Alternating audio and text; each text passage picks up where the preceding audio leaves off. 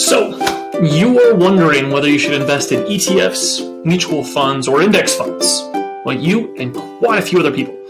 This video should take only about 3 minutes, and I'm going to give you the quick lowdown on what to consider when you're deciding whether mutual funds, ETFs, or index funds make the most sense for you. Now, first and foremost, what is a mutual fund? A mutual fund is a pooled investment where you put your money in there and you buy thousands and thousands of different stocks or bonds or some other kind of investment. And the main idea is that by pooling all these investments into one mutual fund, you don't have to worry about one of the different stocks or bonds that you bought go out of business. Because if you have 9,999 others, who cares? Didn't even notice it, right?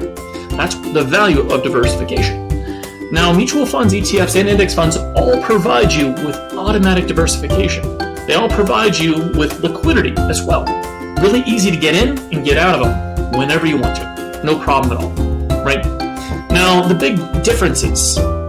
biggest differences between all these are mutual funds and index funds are typically a little less tax efficient than ETFs are. Now, when you buy into a mutual fund or an index fund, just like an ETF, you're buying thousands of stocks, but throughout the year, the mutual fund or index fund may be doing some buying and selling on your behalf. And whenever they sell for more than they bought for, it's called a capital gain, they'll have to distribute that to you.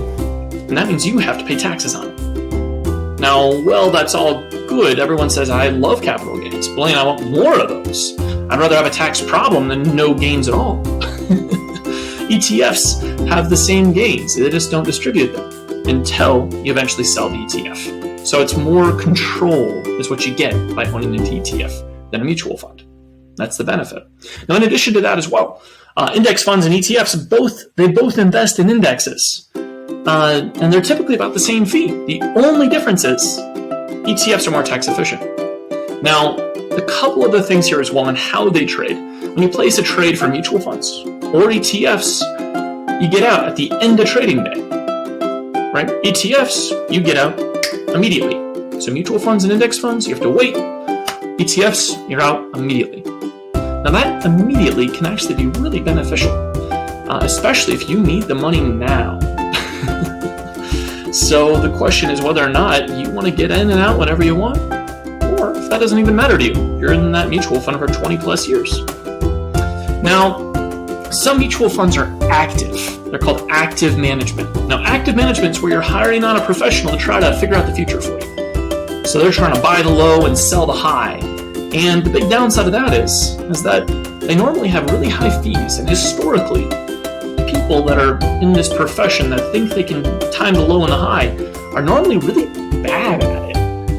They're really, really bad at it. So while you may be paying 1.5%, 2%, hoping that this wonderful professional in Wall Street or in Camas, Washington, or is going to do a great job managing your money, you may be wrong. And 20 plus years later, you'll have less than half as much because of that error. And it'll be harder for you to retire. So the question is, are they actually earning your fee? It's up to you.